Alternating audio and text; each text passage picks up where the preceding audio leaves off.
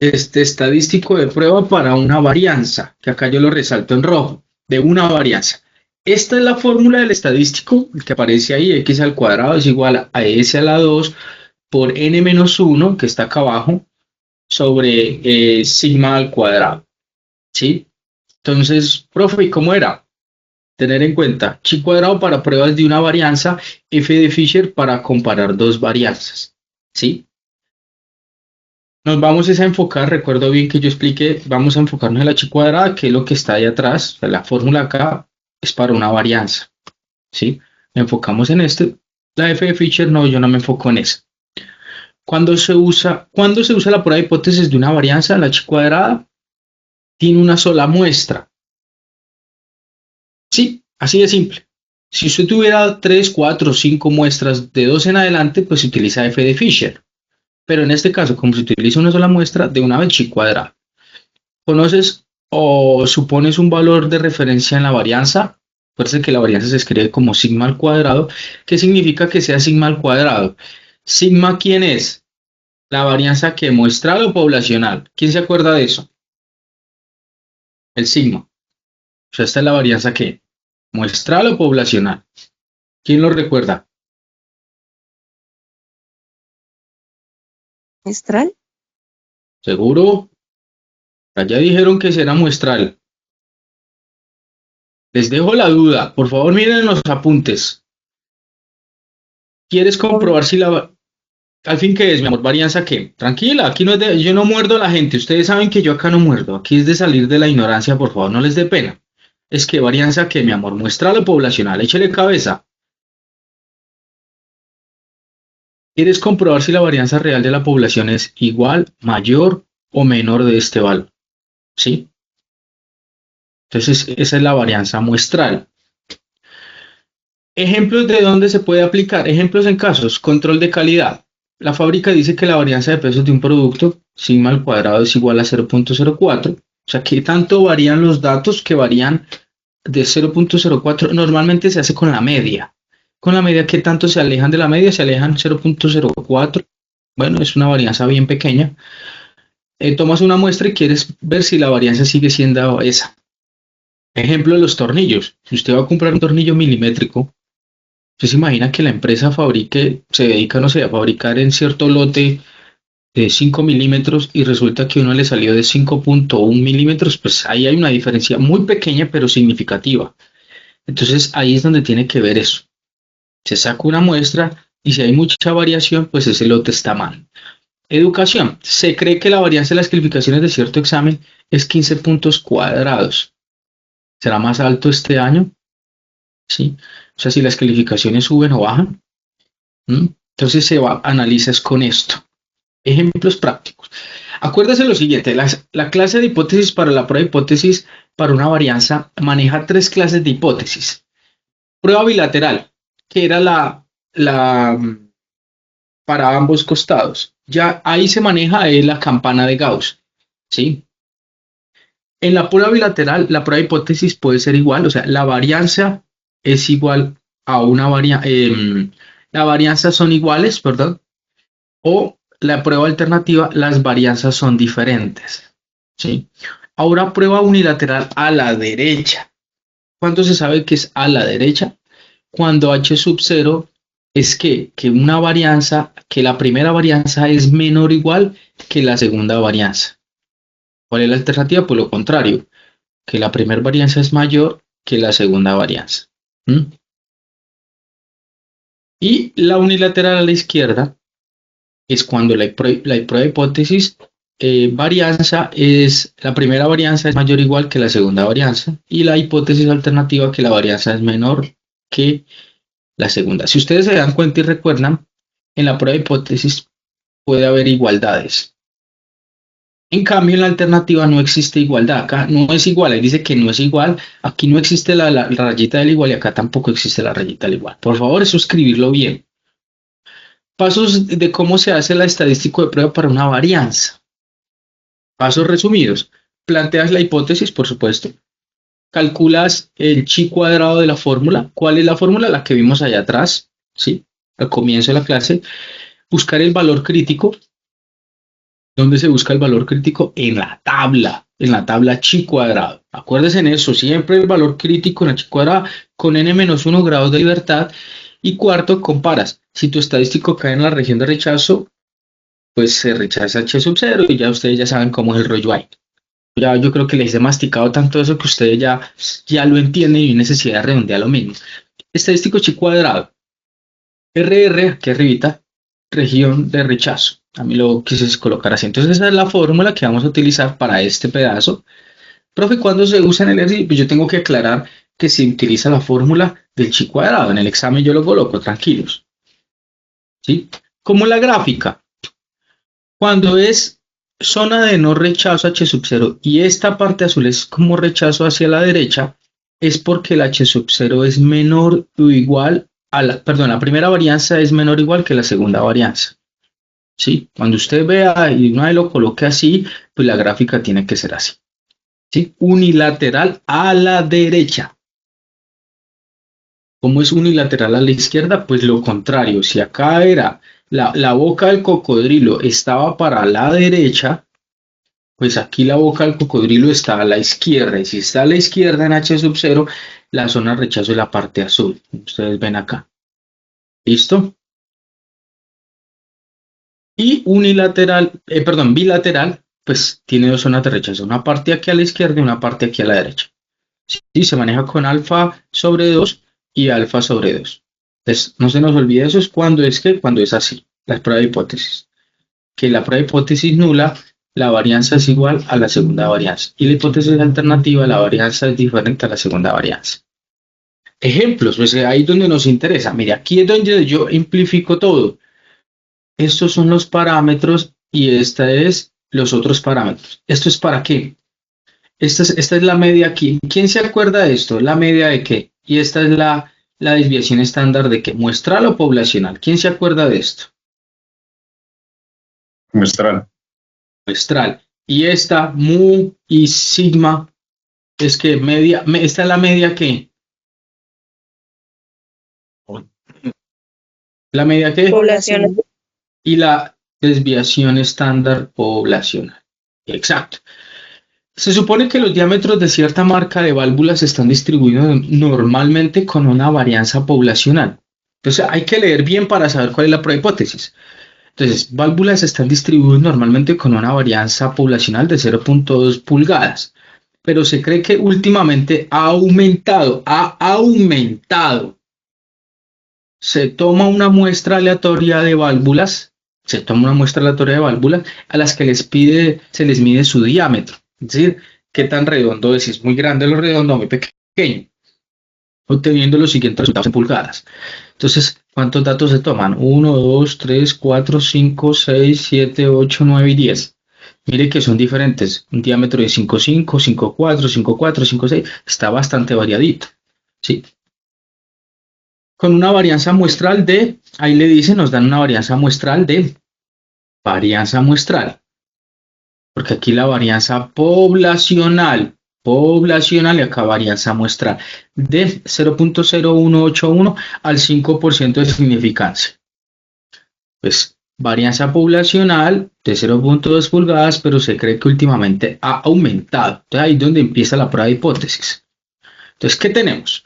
Los diámetros de las válvulas se distribuyen normalmente, lo que dicen. Segundo, se conoce la varianza poblacional histórica, ¿sí? Porque se está conociendo la varianza poblacional histórica y como estamos hablando de varianza poblacional, se escribe sigma al cuadrado. 0.2, ¿sí? Se sospecha que la varianza ha aumentado, es decir, esto nos da la hipótesis alternativa, ¿sí?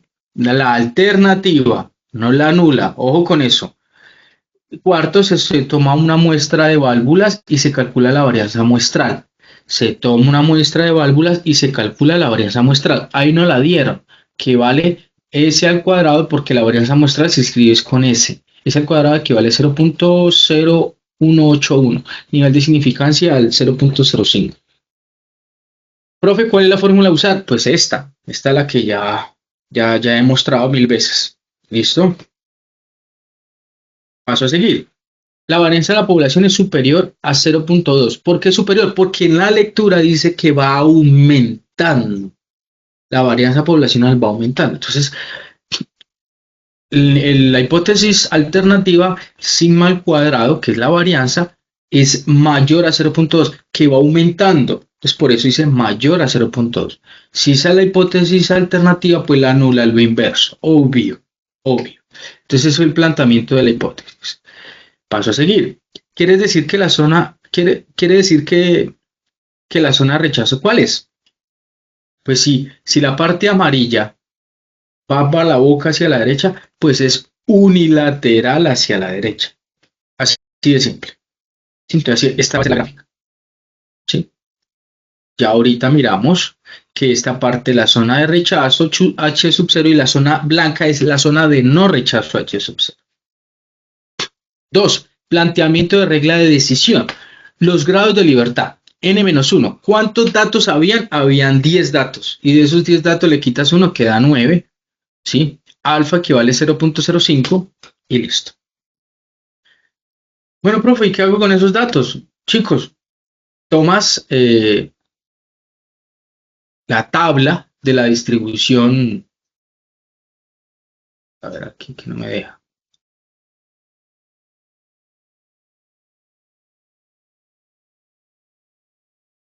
Ya. Tomas la tabla de la chi cuadrada que yo ya les coloqué en la página web. Y pues alfa equivale a 0.05 y grados de libertad 9 y se unifica en 16,92. Si usted lo unifica, ¿cierto? Me da este valor, 19,92. Entonces aquí va el 19,91. Bueno, 92, no importa, yo les he dicho a ustedes, yo no soy cansón con eso. En un examen lo miro el detalle, bueno, se acerca, no importa. Ese es el valor crítico porque sale de la tabla. Y ahora, ¿qué sigue? Pues aplicamos la fórmula. El cálculo estadístico de prueba. Hago un reemplazo de datos, n me vale 10 menos 1, pues da 9.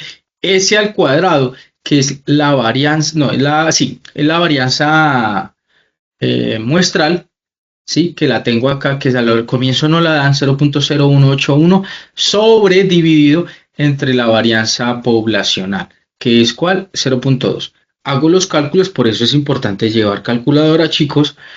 Multiplico, bueno, resto, multiplico lo de arriba, me da 0,1629, lo de abajo nunca cambia, al final divido y me da 0,1845. Como es más pequeño el valor 0.8145 que el valor crítico, pues cae en zona de no rechazo H sub 0. Y como cae en zona de no rechazo H sub 0, ¿qué fue lo que yo hice? Me pasé, ¿qué hice? Aquí me falta, que escribí mal. Chicos, acá ¿qué me hace falta? Aquí que escribí mal. ¿Aquí qué? Porque mire desde el comienzo, la prueba de hipótesis era esta. Me la comí. Me encanta que, la verdad en el fondo me gustó que haya cometido el error, porque la fórmula va así.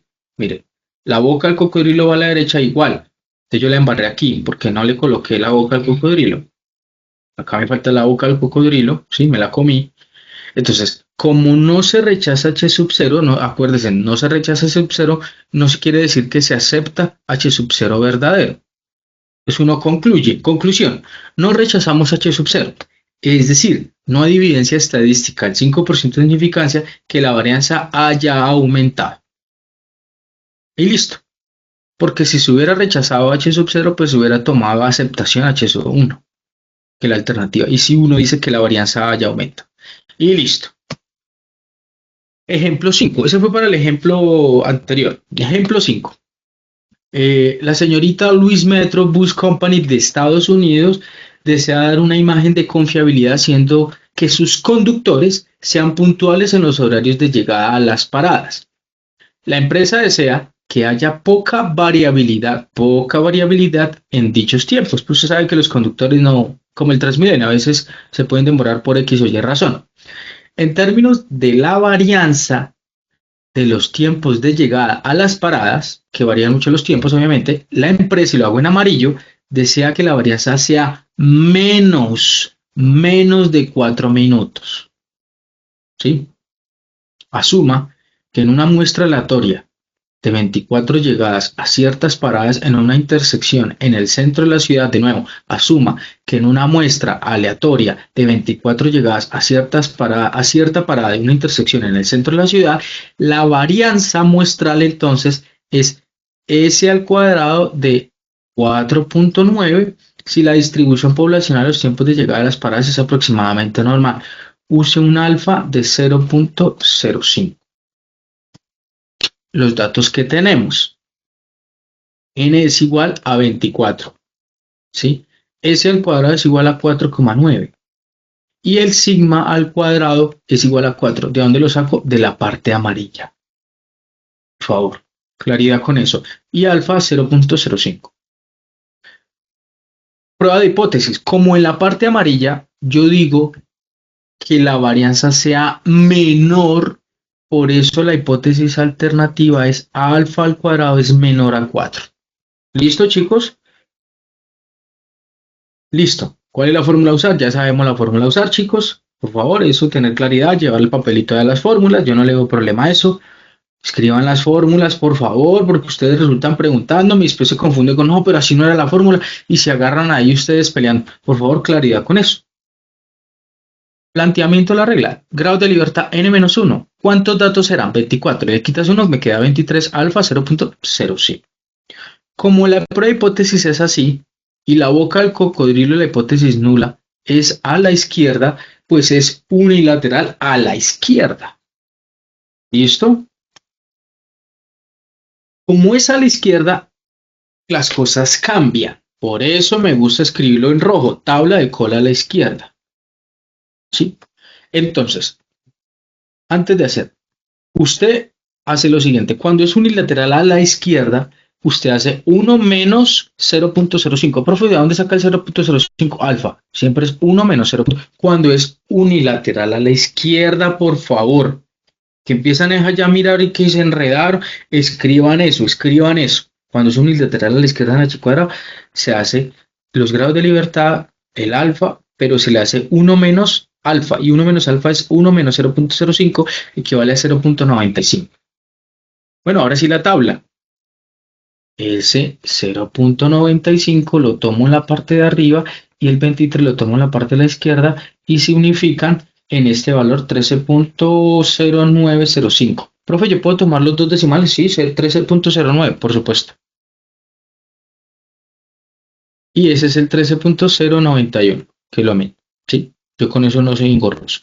Profe, ¿y esta parte aquí qué le hace? No, un reemplazo ahí elegante, pero usted puede escribir valor crítico, 13 puntos, sin escribir todo este chorrero. Tranquilos. ¿Y a dónde vamos el valor crítico? Pues en la gráfica. Como es unilateral a la izquierda, por eso 13.09 es acá. ¿Sí? Valor crítico. Después del valor crítico, buscamos el estadístico de prueba, que es la fórmula. Tenemos los datos y hacemos un reemplazo de los datos. N-1 quería 24 menos 1, sigma al cuadrado se multiplica y dividido entre 4 me da 28, 17. Como 28, 18, bueno, 17, 18 está por encima de 13.09, que es el valor crítico, pues cae en la zona de no rechazo H sub 0, porque cae en la zona blanca. Como no se rechaza H sub 0, acuérdense que no se rechaza, entonces, ¿qué es lo que se estaba hablando en la parte? No tiene que escribir lo que se estaba leyendo. La empresa desea que sea menor, que sea menor. Como no se rechaza H sub 0, es uno que concluye. Con un nivel de significancia del 5% no se rechaza H sub 0. Por lo tanto, no existe evidencia suficiente para afirmar que la varianza de los tiempos de llegada sea menor a 4 minutos. En consecuencia, no se comprueba el objetivo de la empresa. ¿Sí? Queda claro. ¿Y qué pasó aquí? ¿Yo qué hice? Tengo todo esto enredado.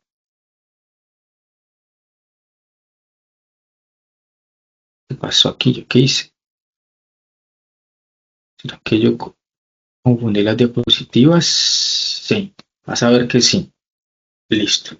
¿Hasta ahí, chicos, tienen alguna pregunta? La más pequeña que ustedes consideren, chicos. ¿Todo entendido? ¿Todo good? Si acá está mal las diapositivas, las coloqué mal. Sí, casi, sí, sí, sí, sí. Porque la lectura, sí, quise, mm, mm, sí, me falta. Borré una diapositiva, estoy seguro que borré una diapositiva. Sí, porque esta era bilateral para la derecha y para la izquierda. Pero yo sé esa foto que, bueno, esta sí la borré. Bueno, en fin, la borré. Bueno, y ahí eran los ejercicios en clase que se hicieron en clasecita y listo. ¿Cuál era el nuevo tema? El que seguía. Ronald Fisher. Ronald A. Fisher, que se hablaba del gran matemático que es prácticamente el creador de la ANOVA, que ANOVA en inglés traduce analítica de variación, análisis de variación, ¿sí? Listo, británico el hombre. ANOVA, análisis de varianza, o también le llaman análisis de variación, que la varianza es lo que mide qué tan variados están los datos, pero las cosas con su nombre, análisis de varianza, ANOVA. El análisis de ANOVA o de varianza es un método de prueba de igualdad de tres o más medias poblacionales por medio de análisis de varianza muestrales. Entonces, tipos de ANOVA eran esos cuatro. ANOVA en una vida es one way, a un solo factor o variable independiente. Ejemplo, tipo de dieta. Sí, porque digamos usted tiene una tabla de Excel. En la tabla de Excel usted le puede colocar a una persona, deme su correo, listo, correo electrónico. Deme su edad en una columna. Deme su estatura, su género. Pero como es en análisis de varianza en una sola vía, se toma solamente una sola columna y de ahí se va a analizar todo. Cuando se toman dos columnas, pues se llama un análisis de dos vías, es decir, a dos factores, ¿sí? Y pues es el que no vamos a trabajar, sino nos vamos a enfocar en el primero. Dieta o digamos tipo de dieta y sexo de género. ANOVA 3 es cuando es factorial, cuando son muchos factores. Y ANOVA 4 que es mucho más potente, ANOVA medidas repetidas. Cuando se está repitiendo y se repite, se repite, se repite, se repite lo mismo. ¿Sí? Entonces ahí sucede eso. Entonces nos enfocamos en la primera. ANOVA. ANOVA significa análisis de varianza, es una técnica estadística que se utiliza para comparar las medias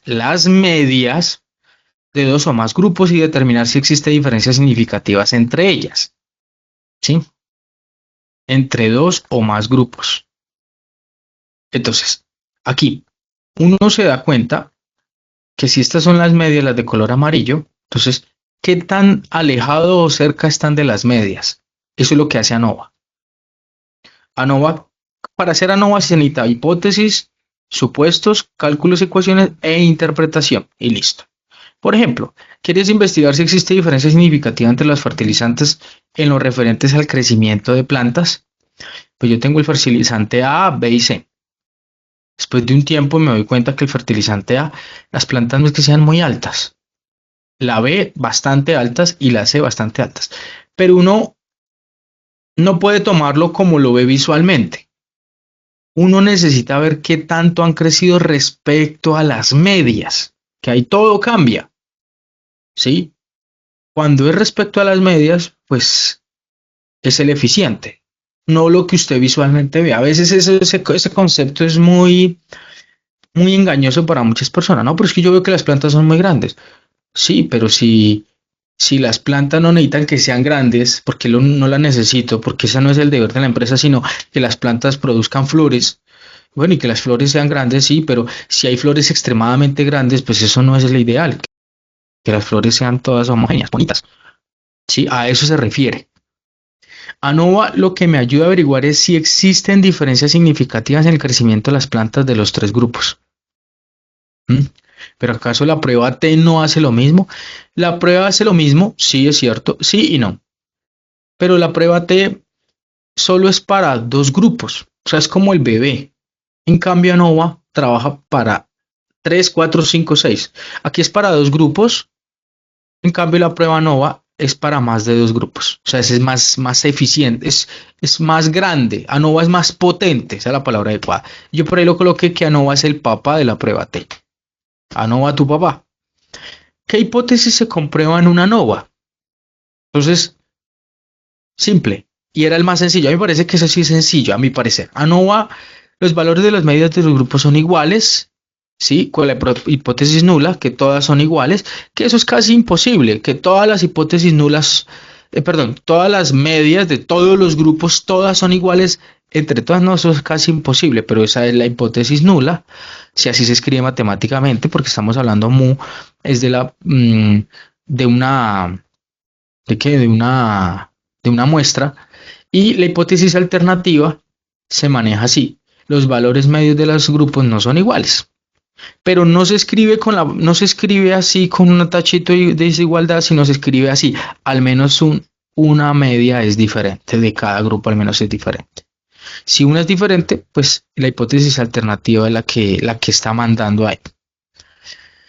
Hipótesis ANOVA. H sub 0 se puede escribir en español. Esta es la parte matemática, la que se escribe así matemáticamente. Y aquí la parte como español. La hipótesis nula es las medias de los grupos son iguales, ¿sí? Y la gente cree que la hipótesis alternativa es que no todas las medias de los grupos son iguales. No, así no se escribe eso. Por favor, no. Al menos una de las medias es distinta. Ah, esa se escribe así. Por favor, chicos, o sea, ustedes van a ser profesionales y por ahí cuando les estén hablando, ustedes no pueden comer entero. Y ustedes van a ser profesionales. Por favor. En ANOVA lo correcto siempre es hablar de zona de rechazo H sub 0, ya se sabe, y zona de no rechazo H sub 0. Eso ya ustedes lo tienen claro, yo lo he machacado mucho, pero vuelvo a ser fastidioso, porque eso se trata. ¿Sí?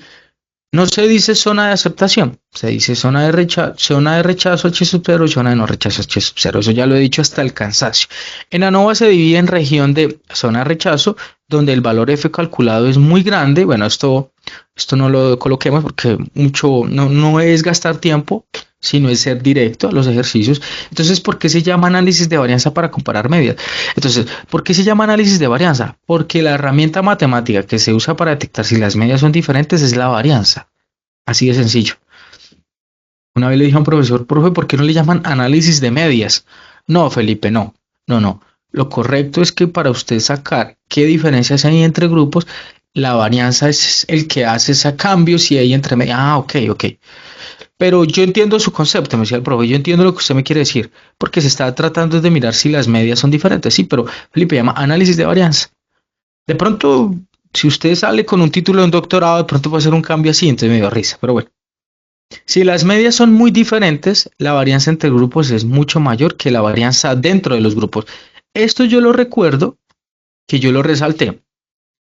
Una cosa es la varianza entre grupos y la otra es dentro de los grupos. ¿Qué tan variados están entre grupos la varianza? Entre el grupo de acá, ¿qué tan variados están ahí entre ellos? En este otro grupo, ¿qué tan variados están entre ellos? Pero después la varianza dentro de los grupos, que es diferente. Cada uno es diferente. Entonces, yo vuelvo a explicar esto. La varianza entre grupos. ¿Qué dice ahí? Entre grupos. La varianza entre grupos mide qué tan diferentes son los promedios, o es decir, la misma media, que es lo mismo, de los grupos entre sí. Entonces, si el grupo A, el grupo B y el grupo C tienen su propio promedio, ya lo vemos acá, ¿sí? No lo coloco en números, sino está siendo visual. Vemos que el promedio acá, este está un poquitico más abajo con respecto a este está muy abajo de todos, ¿sí? Línea negra punteada dentro del recuadro amarillo. Si estos promedios están muy separados, ¿sí? O sea, si este está muy separado de este y este está muy separado de este, decimos que la varianza entre los grupos es muy grande. Si los promedios están cerca entre sí, la varianza entre grupos está pequeña. Digamos aquí la varianza entre ellos no es que sea tan grande. Ahí hay una homogeneidad, podría decirse. ¿Cuándo sería una varianza muy alejada entre ellos? Cuando es así. Mire, la media del C está por ahí arriba, la media del B no cambió, pero la media de la C está por abajo. Entonces, como cambia mucho, hay bastante variabilidad. ¿Sí? Hay bastante varianza. Para tener en cuenta, coloco ahí a Homero. La varianza entre los grupos muestra cuánto cambian las medias o los promedios, que es lo mismo, de un grupo a otro. Cuanto más distintas sean las medias, mayor será la varianza entre grupos, obviamente. La varianza dentro de los grupos. ¿Qué digo ahí? La varianza entre los grupos, también llamada varianza interna, me gusta más la palabra interna, es como más entendible, me parece a mí. Mide qué tanto varían los datos dentro de cada grupo, es decir, qué tan dispersos están los individuos respecto a su propio promedio. Yo el ejemplo siempre lo veo con ejemplos clásicos. Hay ejemplos clásicos pues, como las hormigas. ¿Qué sucede cuando se cae un dulce a la calle? Lo primero que usted ve es que las hormigas se juntan todas para llevarse alguna comida, un alimento. Sí, ahí están bastante unidas todas. Trabajan en grupos. O sea, el promedio, si lo manejamos así en esa idea, es como si fuera el dulce. Unos están por arriba, otros están por debajo del dulce de las hormigas, y con las hormigas pues están bastante cercas entre cada uno. Ya cuando se comen el dulce y se dispersan ellas, ya la varianza de cada es bastante alejada, ¿sí? Entonces siempre lo entiendo así como las hormigas, y me parece un ejemplo bacán, si se logra entender lo que acabo de decir. Entonces, ¿qué tan alejados está cada individuo respecto a la media? Así en pocas palabras. Aunque los grupos a veces tengan medias diferentes dentro de cada grupo, las personas o datos pueden estar juntas o muy dispersas alrededor de la media. Ejemplo, las hormigas, como les estaba hablando. Si los punticos negros, o sea, las personas, si están en un promedio de su grupo, la varía dentro de cada grupo si es muy pequeña la variación o muy grande. Si los punticos están muy alejados entre sí, la varianza dentro del grupo sí es grande. Ejemplo, yo tengo acá la varianza, el grupo A tiene este promedio, el grupo B tiene este promedio y el grupo C tiene este promedio. Aquí lo que estamos viendo en el grupo A es que aquí se están alejando, o sea, este grupo A se está alejando, ahí lo hago en flechas, se están alejando del promedio. Cambio acá, en el grupo A se están acercando. Ahora vamos para el grupo B, lo mismo. El grupo A está muy cerca al promedio, el grupo B está muy lejos del promedio y el grupo C sucede lo mismo. Ahí es cuando cada grupo está muy alejado, acá está, cada grupo está muy cerca al promedio.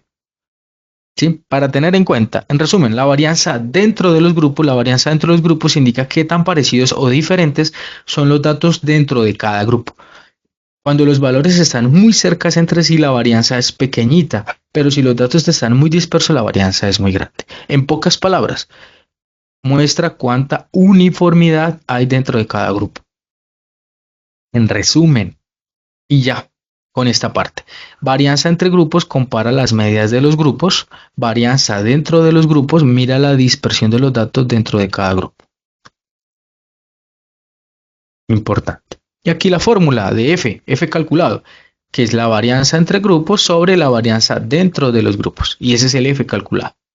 ¿Sí? En resumen, si F, la fórmula llamada F de Fisher, que también le llaman F de Fisher, calculado o estadístico F de Fisher, sirve para comparar la variabilidad entre y dentro de los grupos en el ANOVA. Entonces, si la varianza de arriba es muy pequeña, pero la varianza de abajo es muy grande, el F calculado es pequeño. Así de sencillo. Pero si es al revés, si el de arriba es muy grande y el de abajo es muy pequeño, pues el F calculado es muy grande. ¿Para qué son esos F calculados? Para ver si cae en zona de rechazo o no rechazo H sub 0. Para eso es, solamente es para eso. En la ANOVA lo correcto siempre es hablar de zona de rechazo, ya lo dije, y zona de no rechazo, H sub 0. Listo. ¿Cuándo utilizar ANOVA? Cuando son variables cuantitativas, cuando son numeradas. Es importante. Porque es que usted no puede hacer este ANOVA, digamos, con camisas, a menos que usted le coloque la camisa números, digamos la camisa color rojo, camisa color azul. Ya si usted quiere enumerar, eso es otra cosa, pero digamos cuando son datos no numerables, el color, el gusto del equipo de fútbol, que no son números, porque no son números, bueno, no sé, otros ejemplos, la marca favorita de tu teléfono, ¿sí? En cambio, los números son su estatura, su edad, su cantidad de plata que tiene en el banco y así. Entonces, son para esto es ANOVA, para datos numerables. Cuando existen más de dos grupos, ¿sí? De 3 en adelante, entonces se puede trabajar ANOVA. 3 grupos que sacan 3 muestras para arriba. Objetivo de la ANOVA es comparar medias, ese es el objetivo de la ANOVA, no hay nada más. Se usa para establecer si existen diferencias significativas en las medias entre 3 y en adelante muestras, ¿sí? Importante, las varianzas son usadas para establecer la diferencia entre las medias. Entonces, el ANOVA responde a la pregunta, ¿las diferencias que veo entre los grupos son reales o solo producto del azar? Eso es lo que resuelve ANOVA, así de simple. Suposiciones de ANOVA. Existe distribución normal en cada uno de los grupos, existe homogeneidad de la varianza de los grupos, ¿sí? Y los grupos son totalmente independientes entre sí, que lo que yo haga no me afecta al otro grupo. ¿Qué quiere decir que exista homogeneidad de la varianza en los grupos? Ahí hay un ejemplo. Decir que existe homogeneidad de la varianza, también llamado igualdad de varianza, significa que los grupos comparados tienen una variabilidad similar. Ejemplo, si tienes tres grupos con notas, el grupo A tiene una varianza de 4, el grupo B de 4,5 y el grupo C de 4,5. Las varianzas son parecidas, están muy cerca entre ellos, por tanto hay homogeneidad de la varianza. Pero supongamos que yo tengo un grupo D y el grupo 3 se sacó una varianza de 1, uy, no, pues me daña todo. Porque no se está acercando a 4 ni a 5 ni a 4,5, estás alejado. De lo ideal es que siempre tenga que ser homogéneo, ¿sí? O sea, uno a veces, ¿sabes cuál es un ejemplo también clásico que me encantó una ocasión que lo escuché?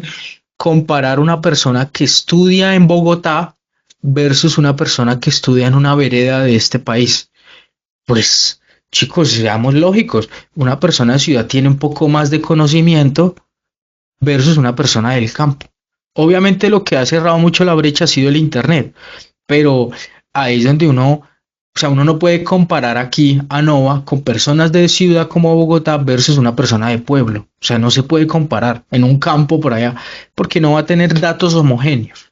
Un ejemplo que una vez recordé y pues la memoria ahí me ayudó bastante para recordarlo.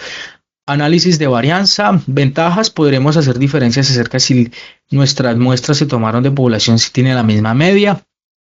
Entonces, ejemplos, comparación de kilómetros logrado por 5 clases diferentes de gasolina, ¿sí? O también con llantas, porque existen varias marcas, llantas diferentes de marca, mirar cuánto dura su uso. Este es el ejemplo bacano de la gasolina, ¿sí? Diferentes marcas de gasolina, cuál mejor, es mejor o no, se hacen estudios para eso. En el ejemplo en la vida real, ¿no? La prueba en la cual 4 métodos de capacitación produce el aprendizaje más rápido, sí, ejemplo excelente. Y la comparación de los ingresos del primer año de los graduados de una media docena de escuelas de administraciones públicas. Para ahí es donde más o menos se aplica, ¿no? Por ejemplo, a mí me encanta colocar ejemplos reales. Eso es extraordinario. Bueno, profe, tanto charla y vamos a la cuestión. Acuérdense que este ejemplo es bastante extenso y así se hace para todos los ejemplos con ANOVA. Entonces, ejemplo, mediante un estudio se quiere conocer si existen diferencias entre las calificaciones de los estudiantes de estadística de 3 grupos, A, B y C. Para ello se toma una muestra representativa de 10 alumnos de cada grupo, 10, 10 y 10. Entonces, el grupo A tiene una nota de 10, el primer estudiante, el otro de 7, 9, 10, 5, 6, 8, 8, 8 y 9 y el grupo B y así sucesivamente. Chicos, ahí todos me están escuchando, ¿cierto? ¿Perfecto? ¿Todo bien? Sí, profe. Perfecto. Eso es un recorderis porque yo quiero que les vaya muy bien. Se toman los datos. Acá hay 10 datos, 10 datos, 10 datos. En total hay 30 datos tomados, sin contar obviamente los títulos, porque los títulos no se cuentan. Entonces, planteamiento de la hipótesis. Entonces usted, acuérdese que ANOVA maneja que sean las medias iguales, la nula y al menos una es diferente a las medias en la alternativa. Entonces acá, como estamos hablando de promedios, calificación, el H sub 0, el promedio de las calificaciones son iguales. Y en el H sub 1, alternativa, al menos un grupo de las calificaciones, su promedio es distinta a las otras. Listo, perfecto. Eso así de simple.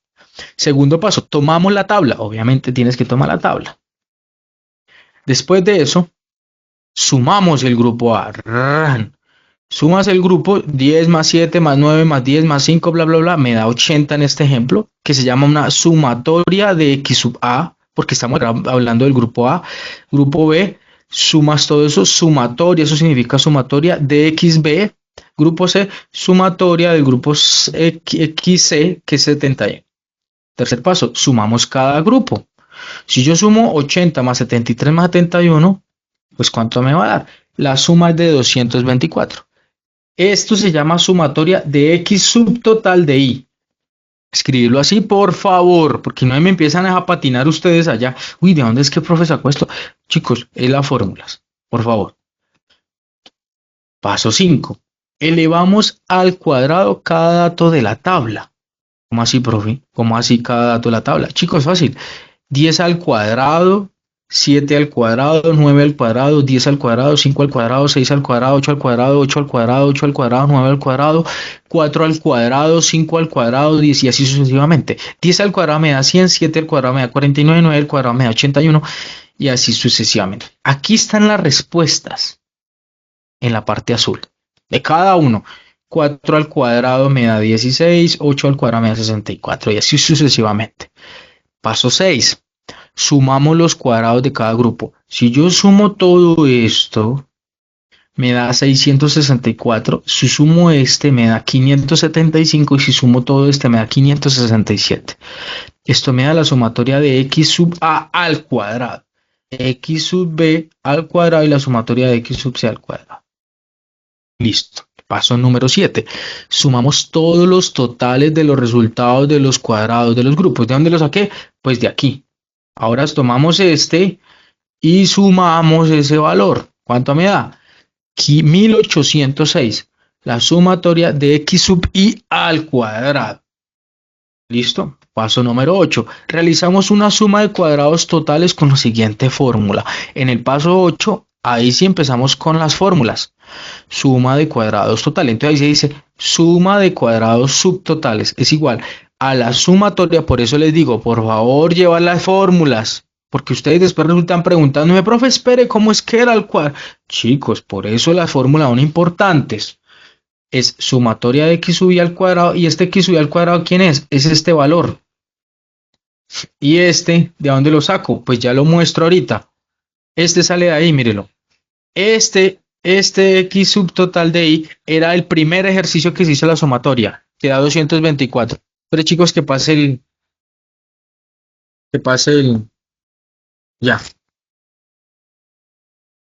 Este 224 es esto menos la sumatoria de x total de i al cuadrado, que sería este valor al cuadrado. Este valor. Sobre n total, ya explico de dónde sacó el n total. El n total son los 30 datos. Ahora que cada columna tenía 10, 10 y 10. Como es n mayúscula, son n total, es decir, 30 datos. Por eso coloca acá el 30. Entonces sería, este de acá es 1806, mírelo acá, menos, porque dice la fórmula menos, 224, que lo saco de acá, elevado al cuadrado, no me van a comer ese cuadrado porque después empiezan a pifiarse en el examen, sobre 30. Entonces, lo primero que usted hace, deje el 1806. Esto en calculadora, elévelo al cuadrado. No sé cuánto les da. Sí. Lo que me dé, lo divide entre 30. Listo. Y esto que me da, toma esto, lo resta con el dato que me da acá y me da 133.46. Esa es la respuesta de suma de cuadrados totales. Paso número 9. Realizamos una suma de cuadrados intergrupales. Suma de cuadrados intergrupales, entonces es la sumatoria de una división de sumatoria de x sub i al cuadrado sobre n sub i menos la sumatoria de x total de i al cuadrado sobre n mayúscula. Profe, ¿usted dónde saca tanta locura? Muestro la locura. Ya sabemos que la sumatoria de xa, la sumatoria de xb y la sumatoria de xc fue al comienzo del ejercicio. Se van a reemplazar acá. Y ya muestro ahí, el n mayúscula, pues son los 30, el n sub i, la cantidad de datos que tiene cada grupo. O sea, ¿cuántos tiene cada grupo? Cada grupo tiene día 10, por eso se coloca el número 10. Y ya explico acá. Se escribe cada término, o sea, esta parte de acá es este, más este, más este. ¿Por qué, profe, en suma? Porque eso significa que se está sumando.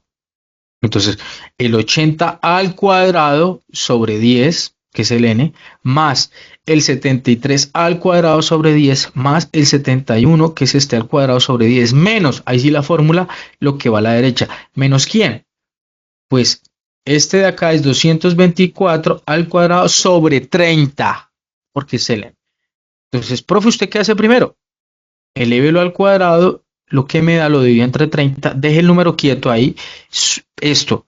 Elévelo al cuadrado, divídalo sobre 10, lo que me dé 73 elevado al cuadrado, lo que me dio entre 10 y me da el resultado 71 al cuadrado sobre 10. Suma esto y al final lo resta con esto y me da 4.46. Suma de cuadrados intergrupales. Ahora, realizamos una suma de cuadrados intragrupales. Es una resta entre la suma de cuadrados totales menos la suma de cuadrados intergrupales. Usted hace una resta entre esos dos amigos, sí, una resta sencilla, porque ¿de dónde lo saco? Lo que ya hemos hecho anteriormente. Haces una resta sencilla y me da 1.29. Este 133, pues es el suma de cuadrados totales, 133.46 menos 4,46 es la suma de cuadrados intergrupales, para sacar la suma de cuadrados intragrupales, que me da 129. 11. Vamos a los grados de libertad. ¿Cada quién es? La cantidad de grupos. ¿Cuántos grupos hay? 3. A 3 le quita 1, me da 2. Por eso aparece grados de libertad intergrupales. No vamos a confundir inter con intra, por favor, por favor. Escribir bien las fórmulas. Escriban bien eso. Que hay del afán. Tienen 8 días para escribir fórmulas, por favor. Grados de libertad intragrupales sería n sub a menos 1 más n sub b menos 1, n sub c. Profe, ¿qué hubiera pasado si hubieran sido 4 grupos? Pues acá se colocan 4 paréntesis, pero como hay 3 grupos, pues solamente 3 paréntesis. Sería n, ¿quién es? N es 10, que son 10 en cada fila. Perdón, cada columna, 10 menos 1, 10 menos 1 y 10 menos 1. 9 más 9 más 9 igual a 27. Sería grados de libertad intragrupales. Listo. Y los grados de libertad totales, pues es n mayúscula menos 1. Acuérdense que hay 3 grados de libertad. Grados de libertad intergrupales, grados de libertad intragrupales y grados de libertad total. N mayúscula menos 1. ¿Cuánto es el n? El total de los datos mayúsculas, que sería menos 1, sería 29. Hallamos los cuadrados medios. Y profe, ¿cómo se halla? Tranquilo, tranquilo, para eso estoy yo acá, para explicar. Los cuadrados medios intergrupales es la división entre suma de cuadrados intergrupales sobre los grados de libertad intergrupales. Tomo los datos que los saqué allá anteriormente, hago una división que es 4,46 sobre 2 y me da 2,23, me da cuadrados medios intergrupales. Y los cuadrados medios intragrupales también es una división, pero entre intras. Entonces, suma de cuadrados intragrupales y grados de libertad intragrupales. Tomo los datos que ya los tengo anteriormente, los divido, 129 sobre 27 me da 4,7. Ya cuando tenga esas, por fin llegamos a lo que quiero, al F calculado. Y profe, por fin. Hago la división, por favor, esa fórmula no es al revés, así como la están viendo. Suma de cuadrados intergrupales sobre suma de cuadrados intragrupales. Hago la división, profe, ¿dónde sacó usted 2,23? Pues lo que acabo de hacer anteriormente, mírelo, el de acá. Esto dividido entre esto. Entonces yo no me invento las cosas, sino que salen de ahí. Y me da 0.47. Esto es, por fin llegamos al F calculado. ¿Sí? F. Ese es para saber si cae en zona de rechazo o no rechazo. Es para saber eso, del H sub 0. Y la prueba F es para prácticamente sacar ¿qué? La tabla. Así de sencillo. Entonces, esa tabla, la F de Fisher, aparece ya en mi página web. Entonces, usted toma el F de Fisher, la prueba. Entonces dice, por favor, esto también hay que tenerlo en cuenta. Alfa, ¿de cuántos estamos hablando? Un alfa de 0.05, grados de libertad intergrupales, no recuerdo, es de 2, y grados de libertad intragrupales es de 27. Usted se va a la tabla. Profe, pero es que le da 3,36, 3,350, pues sí, ya te muestro de dónde saco eso. Ya mírelo de ahí. Primero, usted mira el alfa. Porque es que en esa prueba de Fisher existen también alfas, el título, ese es el título. Existe alfa de 0.01, alfa de 0.9 y alfa de 0.05. Profe, también puede existir de 0.03, por supuesto, pero yo no me voy a meter en cosas que no tengo a la mano, sino con lo que se va a trabajar. Entonces, primero miran esa tabla que sea alfa 0.05, listo, ya lo tengo. ¿De dónde saco este 2? Pues mira acá en la fila de acá el 2. ¿Y dónde sacó el 27? Pues mira, el 27 se unifica y te va a dar por acá 3,350, que da este valor de acá. ¿Sí? 3,354. Sí, es ese. Ahí está. Y ahí lo saco. No me lo invento. Ese es para sacar el valor crítico. Casi les olvide eso. Entonces, el valor crítico 3,35. Dejémoslo hasta ahí. Yo también lo valgo. Como el berraco F calculado me dio 0.40 y algo. El F calculado, mire, 0.47, por eso él cae en zona de no rechazo H sub 0. Entonces, ¿qué concluimos? Como no se rechaza H sub 0, volvemos a la hipótesis, uno no escribe, entonces se acepta al menos, no, uno se acepta el promedio de las que, no. Uno que dice, con un nivel de significancia del 5%, no se rechaza la hipótesis nula. Esto indica que no existen diferencias significativas entre los promedios de las calificaciones de los grupos analizados. Sin embargo, no se puede afirmar que los promedios sean exactamente iguales. No se puede afirmar eso, a pesar de que no se rechaza H sub 0. Sean exactamente iguales, solo que no hay evidencia suficiente para afirmar que son distintos. Chicos, ¿quedó claro esa explicación? Eso es un recorderis. ¿Sí queda un poco más claro lo que se está hablando ahí?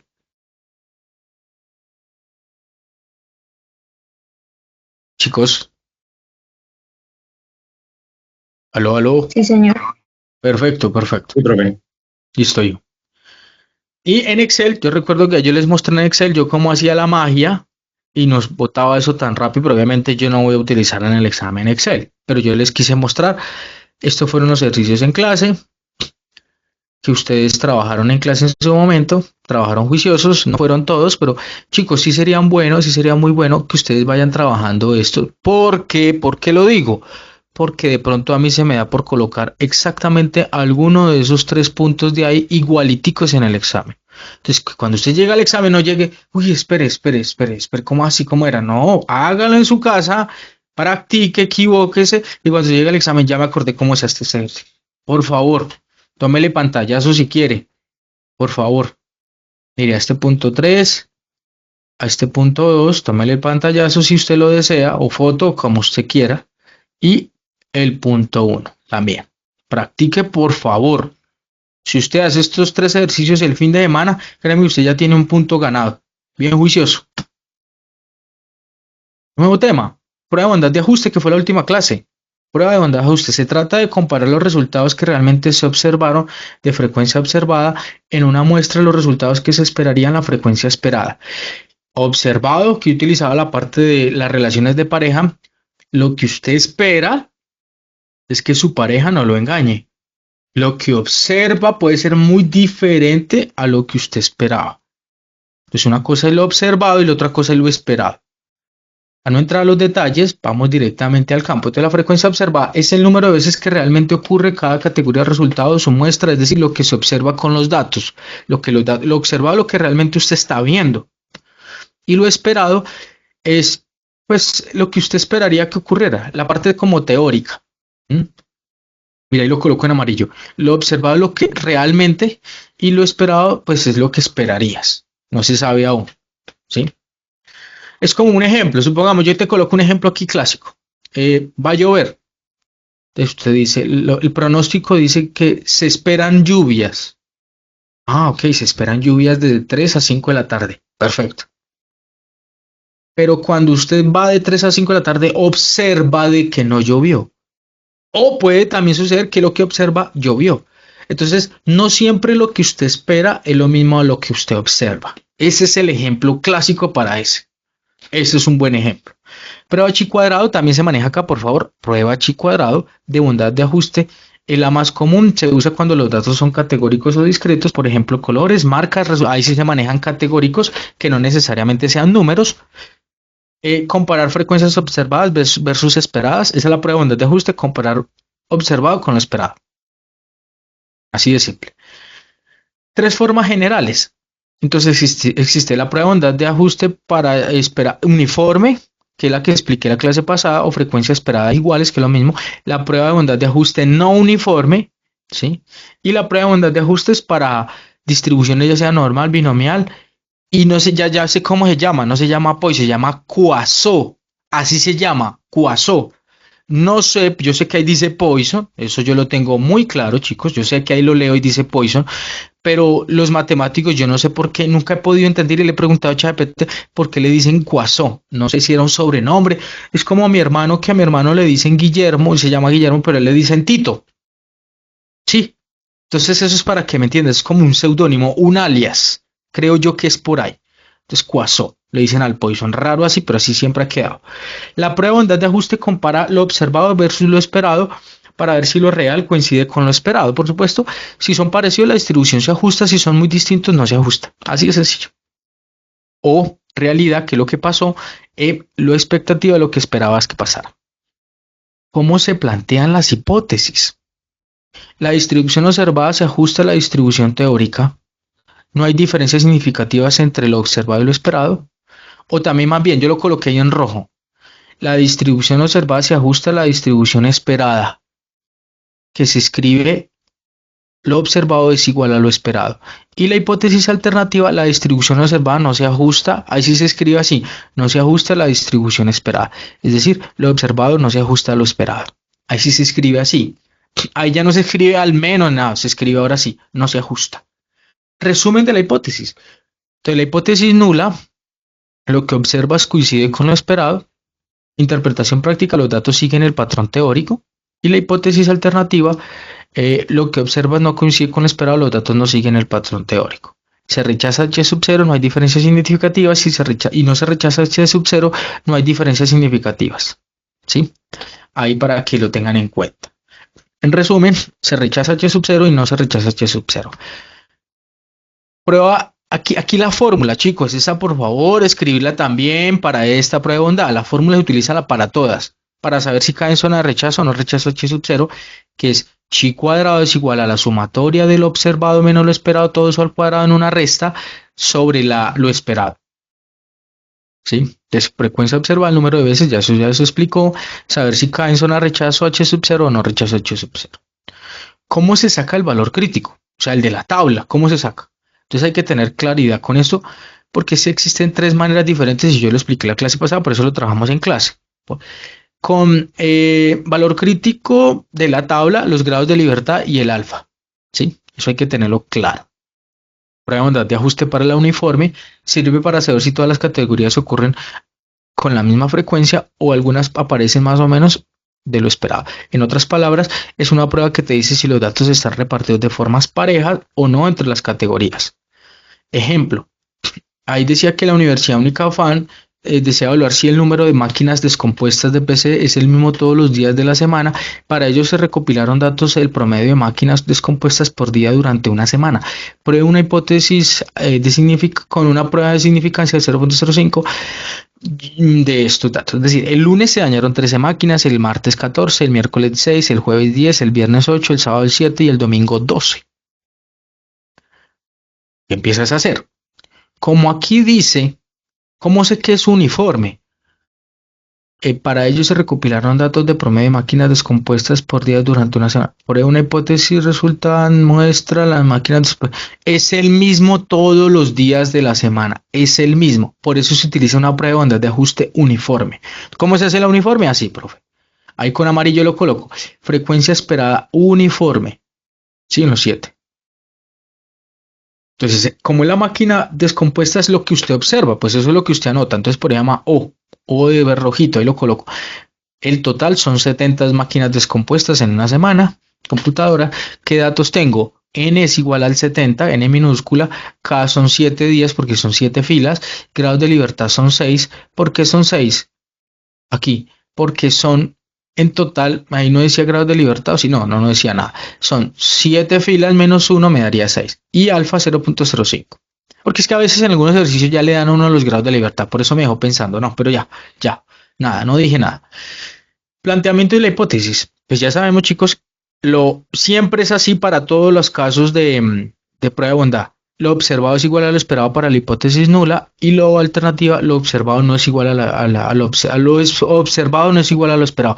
Pero en palabras de esto de máquinas descompuestas, la frecuencia de máquinas malogradas es igual en cada día. Y la alternativa, la frecuencia de máquinas malogradas no es igual en cualquier día. ¿Sí?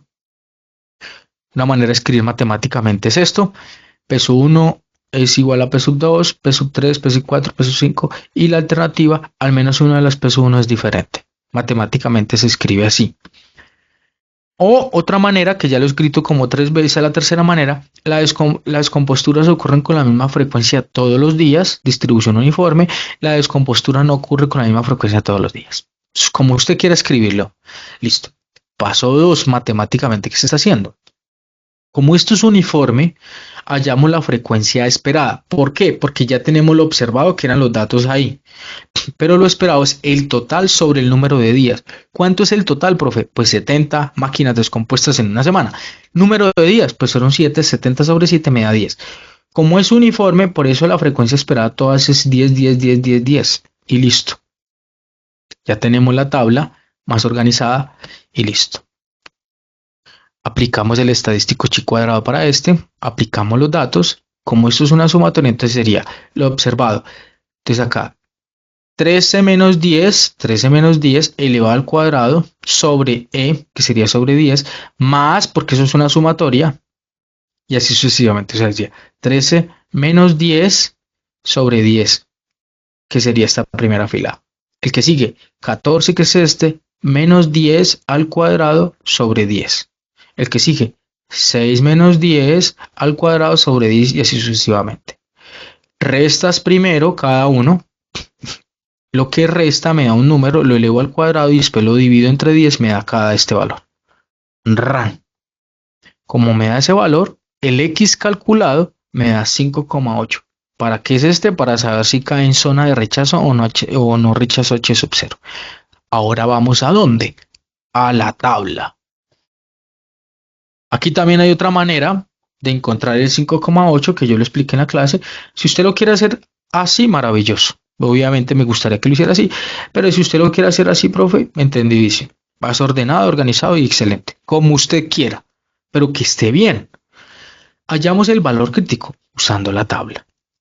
Grados de libertad K-1, que sería 7 menos 1, 6 y alfa 0.05.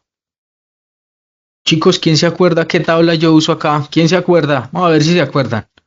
Aquí, ¿qué tabla uso para esto? La F de Fisher, distribución normal, no sé, pregunto. ¿Quién se acuerda aquí que en la prueba de onda qué tabla se usa? Sí. Chi, por supuesto. Ahí tampoco, ahí lo dice. Chi cuadrado. Entonces, buscamos los datos en la tabla. Me da 12,5916. ¿Sí? Ese es el valor crítico. Mírelo ahí, hacemos el dibujito. Por favor, hacer el dibujo en el examen para que usted se me guíe, porque no después se me pierde. Por favor. Listo.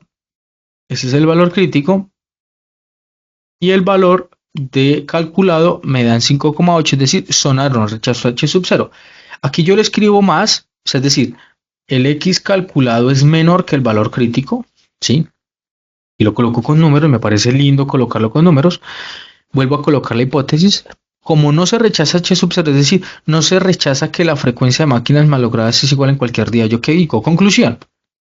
Dado que el valor calculado es de x al cuadrado de 5,8 es menor que el valor crítico 12,592 con 6 grados de libertad y un nivel de significancia del 0.05, no se rechaza la hipótesis nula.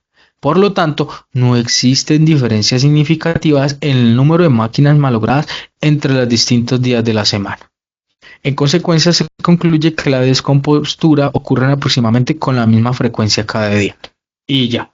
Perfecto. Nota, cuando se afirma que el número de descomposturas es igual en todos los días de la semana, en realidad se está hablando de una distribución normal. De que pase el carro.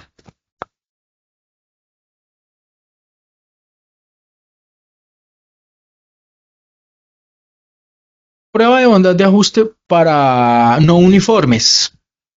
Entonces, la palabra lo dice, chico. Cuando no es uniforme es que no todo el mundo es igual. Ejemplo, cuando usted va a la universidad, nadie se uniforma para ir a la universidad. A menos que sea una universidad prestigiosa, ya ni en día es uniforme en la universidad.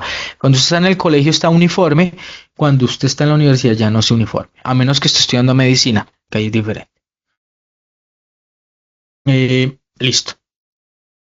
Esto acá lo observado versus lo esperado. Entonces yo recuerdo que acá yo expliqué frecuencia observada, es lo que realmente ocurre. Ejemplo, en una encuesta a 150 hogares de región, 125 son casas, 6 son apartamentos, 9 son quintas, 8 son vecindades y 2 son chozas. Se encuestó eso. Lo observado y lo fue anotando. Usted fue a hacer la encuesta, supongamos eso. Estos números son la frecuencia observada con los datos reales obtenidos versus lo que me da el DANE. lo que esperaría es que ocurriera si la distribución de muestras siguiera un patrón teórico. Por ejemplo, los porcentajes nacionales del DANE se calcula multiplicando el porcentaje teórico con el total de la muestra. Entonces, según el DANE, el 80% de las familias viven en casas, el 10% viven en apartamentos, 5% en quintas, 3% en vecindades y el 2% en zonas. ¿Pero qué se hace? Porque yo no puedo tomar casas con porcentaje. Yo digo, tomo, como el 80% es en decimales de 0.80, lo multiplico por 150 en casas, que es el total. ¿Sí? Porque son total encuestados. Ahora, 0.10, que es 10% por los 150 de los hogares, que me dio 15 casas. 0.05, que sería el 5% por 150, que son los hogares, me da 7.5. Obviamente nadie vive en una quinta, yo lo expliqué en clase, en 7,5 chozas, quintas, perdón. Nadie tiene una casa y media. O tienes una casa o tienes dos. Y así sucesivamente. Siempre se multiplica el porcentaje con el total que acá esté para sacar lo esperado. No estoy todavía dando el ejemplo, no estoy dando un ejemplo formal, estoy dando una explicación muy breve de lo que más o menos se hace. Ahora sí vamos al ejemplo. El porcentaje encontrado para el tipo de vivienda que ocupan las familias o nivel nacional fue publicado por el DANO y se muestra en la tabla adjunta. Estos datos son reales. Un estudio realizado en nuestra región revela que una muestra de 150 hogares, 125 son casas independientes. Yo hice la encuesta. 125 son casas independientes, 6 apartamentos en edificios, 9 viviendas en un conjunto o quintas, 8 viviendas en vecindades y 2 chozas o cabañas. Se desea determinar el nivel de significancia del 5% con una proporción de tipos de vivienda en nuestra región con diferencias de informadas por el DANE a nivel nacional. Profe, ¿usted cómo sabe a ciencia cierta que usted está aplicando no uniforme? Ahí lo digo en amarillo. Tipos de vivienda de nuestra región son diferentes, ¿sí? A las informadas por el DANE. Entonces, por eso se llama no uniforme. Bueno, profe, ¿y qué haces acá? ¿Se acuerda que estos datos fueron los que yo saqué anteriormente? Entonces, esto yo lo tengo que dar, obviamente. Entonces, pero eso es lo que me da el DANE. Con porcentajes del 2015. Yo había colocado 2016, no es 2015 realmente. ¿Sí? Entonces, esos son los datos que se les da. Bueno, profe, ¿y qué? ¿Qué se hace? Entonces, los porcentajes versus las casas dependientes. Entonces, ¿qué se hace? Los datos que tengo. Esto lo he observado, obviamente. Los datos son 150, N minúscula, K son 5. ¿Por qué son 5? 1, 2, 3, 4 y 5. Alfa 0.05. ¿Y por qué el grado de libertad es 4? Porque es K menos 1. Listo. Eso es lo que hay que tener. Por la hipótesis. Entonces, la hipótesis nula. Las proporciones de tipos de vivienda en nuestra región son iguales a las de que reporta el DANE a nivel nacional. La distribución regional sí sigue el patrón nacional. Y la hipótesis alternativa, la proporción de tipos, ahí describe la palabra proporción. Las proporciones de tipo de vivienda en nuestra región son diferentes a las reportadas en el DANE. ¿Listo? Entonces, o también otra manera de escribirlo, que lo observado es igual a lo esperado, también se escribe lo mismo, pero escribe las proporciones de los tipos de vivienda de la región son iguales en las del DANE, y la alternativa, de otra manera, que lo observado no es igual a lo esperado, las proporciones de tipos de vivienda de la región son diferentes al DANE. Listo, chicos. Entonces, lo observado lo que yo tengo, ¿cierto? Y acá a la derecha son los porcentajes.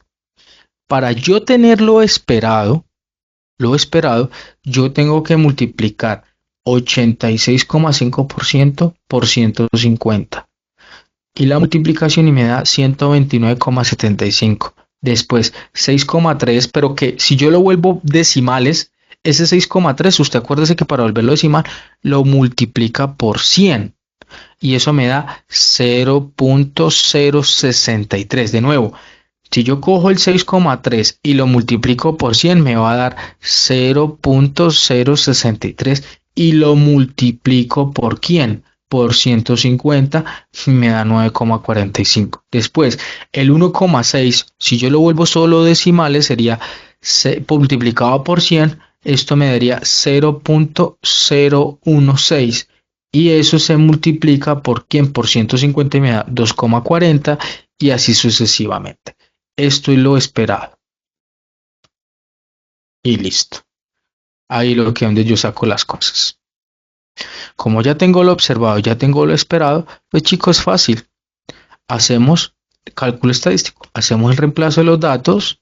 125, que es esto, menos 129,75, que es esto, lo elevo al cuadrado y lo divido entre 129,75 más 6 menos 9,45, lo elevo al cuadrado sobre 9,45 y así sucesivamente. Hago el proceso matemático, sumo y me da x calculado, es decir, chi cuadrado, chi calculado de 19,95. Es para saber si cae en zona de rechazo o no rechazo h sub 0. Es para saber eso. Listo, ahí lo hago también en una tabla que también es bien bonito, pero como ustedes lo deseen, acá, ¿no? Acá. Sí, me da 19,957, que es lo mismo. Hallamos el valor crítico. Usamos la tabla de chi cuadrado, pero se utiliza de una manera muy diferente. Por favor, parémosle bolas a esto. Acá se saca 9,4877 y ese es el valor crítico. Perdóname, no se saca de manera muy diferente. Igual, perdónenme, ahí la vi. Estaba pensando en el otro ejercicio. Y graficamos zona de rechazo. Como el valor crítico es este, ese es el valor crítico, pero el calculado está en la zona de rechazo h sub 0. Se rechaza h sub 0 como el valor crítico calculado es mayor que, perdón, el valor calculado es mayor al valor crítico. Rechazamos h sub 0. Es decir, rechazamos que las proporciones de tipos de vivienda en la región son iguales, entonces se acepta la alternativa, es decir, las proporciones de los tipos de vivienda en la región son diferentes a las del DANE. Entonces, dado que en valor crítico es mayor que el valor crítico del nivel es decir, la distribución regional no coincide con la nacional. En otras palabras, la distribución de tipo de vivienda de la región no se ajusta a la distribución nacional, lo que sugiere que existan diferencias reales entre las condiciones de características habituales de la región. ¿Sí? Hay muchas maneras de escribir e interpretar esas conclusiones. O sea, eso no tiene que ser solamente la mía. Y la última, y ya terminamos la clase de hoy, la distribución de bondad cuando es una distribución normal, binomial o Poisson, y hay más, o sea, hay muchas más. Wechsler y más, hay un montón más.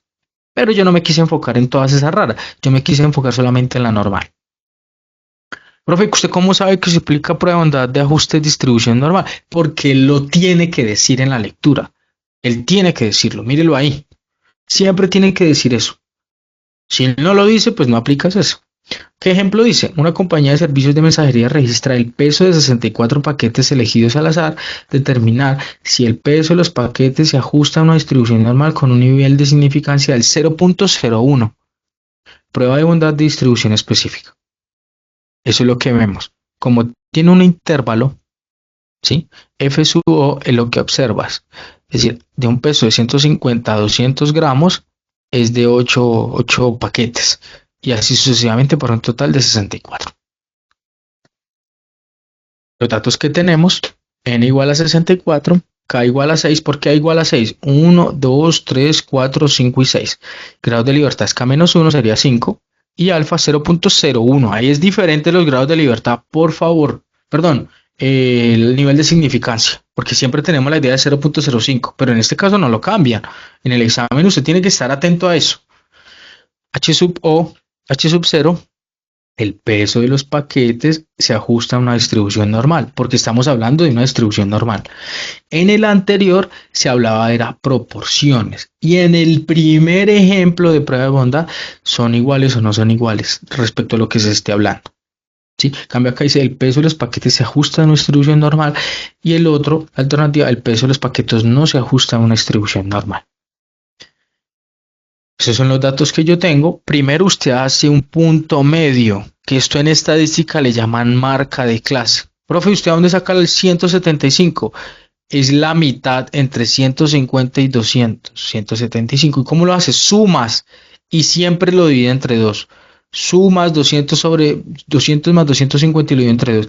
Y así sucesivamente me da el punto medio que le llamo X u Y, que también le llaman marca de clase, pero llamémoslo punto medio. ¿Sí? Después del punto medio, multiplico lo observado con el punto medio y me tiene que dar esos valores. 8 por 175, 8 por da 1400, 15 por 225, 3375, 15 por 270 y así me da. Sumo todo esto y me da 17.950. Listo. Después, ¿qué hago? Saco la media muestral. Yo saco la media muestral. Perdón, yo saco la media poblacional. ¿Sí? ¿Cómo se hace la fórmula? Como este se llama F, que es este F, y este M, ¿quién es? Pues fueron los datos de X, Y. Ahí más bien debería ser X, Y, ahí me equivoqué. F por X, Y. Entonces yo multiplico 8 por 150 más 15 por 225, que estos datos, ¿quiénes son? Lo de acá arriba es este mismo valor, 17.950. Esta suma de acá arriba es este valor. Dividido sobre 64. Y esto dividido entre 64 me da 280,46. No 280.000, ojo con eso. Esa es la media que yo saco de ahí. Acuérdese que cuando se hace la distribución normal, se trata de sacar la media. Primero es la media, X barra. Ahí se saca la media muestral. Yo había dicho poblacional, me equivoqué, perdóname, Navi. La media muestral. Ahí se saca la media muestral. ¿Listo? Entonces, ese es el valor. Seguimos colocando. Seguimos colocando ahí.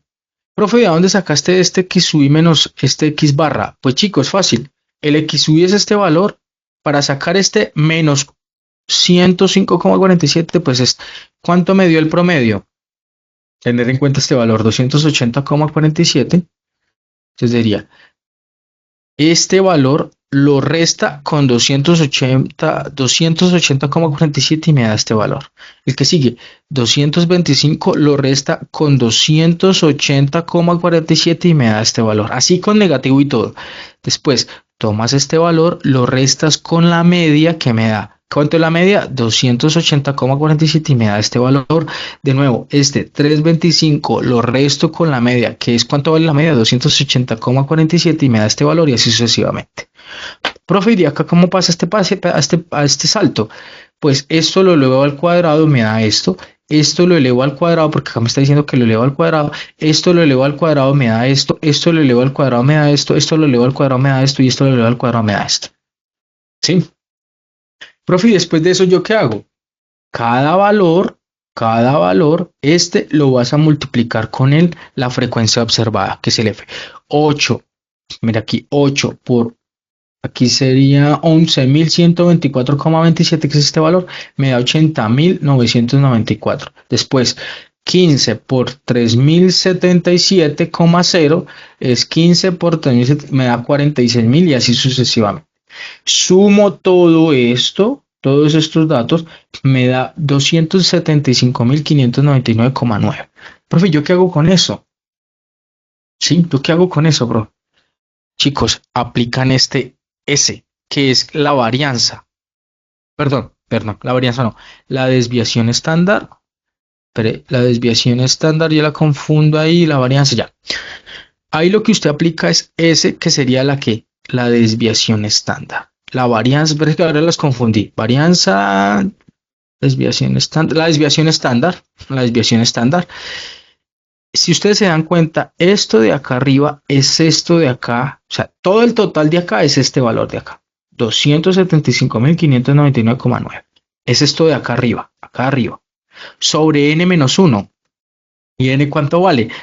Yo ya había colocado anteriormente que vale 64, le restas 1, haces la operación matemática, lo divides, me da esto y le saca la raíz y es la desviación estándar muestral.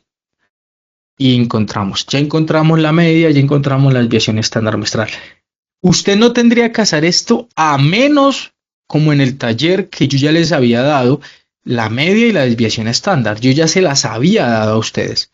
Pero si yo no le doy esa desviación estándar y varianza, pues usted tiene que hacer esto. Pero si yo lo tiene como en el taller, pues usted ahorra este proceso. ¿Mm? Ya como tengo todos estos datos, la media, la desviación estándar y el tamaño de la muestra, la media muestral y la desviación estándar muestral y el tamaño de la muestra, aplicamos la fórmula Z para cada límite real. Entonces, Z inferior, Z superior. Cuando es Z inferior, fórmula para escribir, por favor. L real inferior menos la media sobre S, límite real superior menos media sobre S. Eso. El primer ejemplo. Profe, ¿cómo saco ahí? Pues el límite inferior, ¿cuánto vale de este? Pues 150. Pues ese es el límite inferior real. Menos la media, pues la media yo lo saco de acá sobre la desviación estándar que le saco acá. Hago la resta y lo divido y me da 1,974. Ahí salen los datos. ¿Y de dónde saco Z superior? Pues de acá. ¿Cuánto me da? Me da menos 1,217. Usted tiene, pero me devuelvo. Usted tiene que hacer esto exactamente cada uno de estos para cada valor. Para esto, para esto, para esto, para esto y para esto.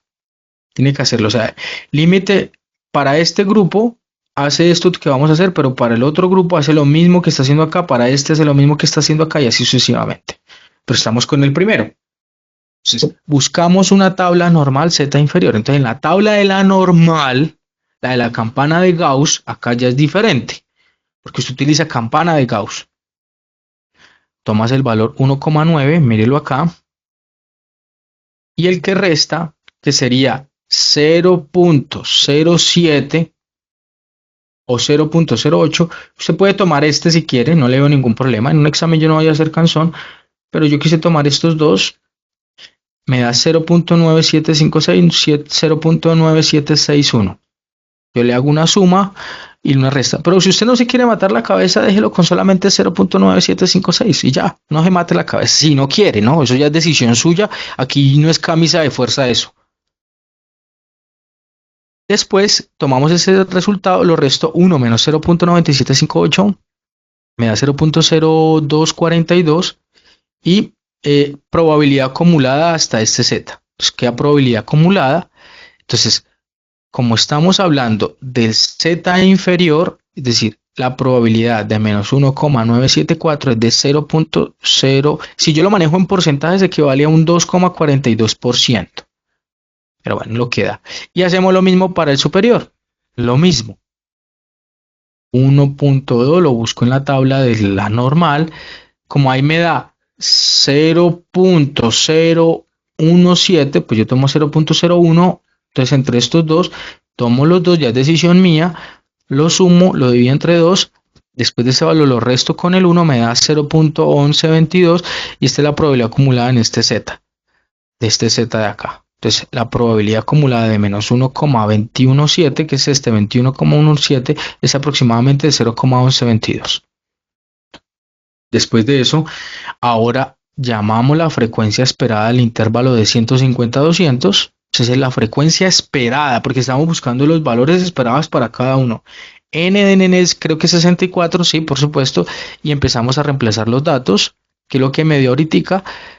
Resto primero estos dos, que me da 0,088, lo multiplico por 64 y el primer valor esperado es de 5,63. Ese es el primer valor esperado para eso. Usted va a hacer exactamente esta misma parte para el intervalo que sigue, de 200 a 250, de 250 a 300 y así sucesivamente. Es para cada valor esperado. Pero como yo no voy a matar acá la cabeza haciendo todo esto, esto es lo que me dio en cada uno de los valores esperados. ¿Listo? Calculamos el estadístico S. Y este es el que lo observado, que es lo que tenemos al comienzo, lo esperado. Chicos, hacemos el reemplazo observado, que es este, menos lo esperado, que es 5,63, lo elevado al cuadrado sobre lo esperado, que es así. Todo ese proceso matemático, mírelo aquí, que se ve más bonito. Y al final, el S calculado, el chi calculado, es de 3,47. Es para saber si cae en zona de rechazo o no rechazo H sub 0. Todavía no hemos usado el valor crítico y eso se hace con la tabla de la chi cuadrada. Acá se hace bien bonito en la tabla, que también está bien presentado, que me parece lindo. A mí es un gusto personal, más organizado. Planteamos la regla de la decisión. Grado de libertad K menos 1 sería 6 menos 1 me da 5 y alfa 0.01. Alfa 0.01. Vamos a la chi cuadrada de la tabla. Ahora sí, aquí en esta vaina de distribución normal se utiliza dos fórmulas. La fórmula de la normal versus también la fórmula de la chi cuadrada. Ahí se utilizan dos, por eso es tan extenso el amigo. Entonces, el 5 lo saco de ahí, el 0.01 me equivale a 15,0896.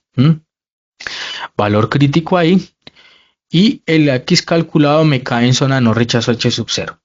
Como es menor, entonces se rechaza, no se rechaza H sub 0, no se rechaza que el peso de los paquetes se ajusta a una distribución normal. Entonces, ¿qué concluimos?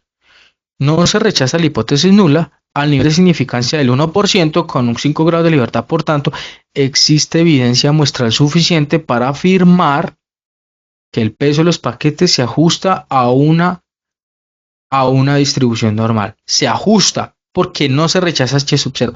Aquí es como si se aceptara en serio lo que se está diciendo de H sub 0. ¿Sí? Por eso ahí cambia bastante. Y chicos, eso fue todo. Eso es lo que se hizo la clase pasada. Espero en serio les haya gustado la explicación para que no lleguen allá al examen ciegos y el profe de qué está hablando. Y chicos, voy a llamar a lista y eso fue toda la clase de hoy. Muchas gracias por su atención. No sé qué les pareció la clase de hoy, chicos.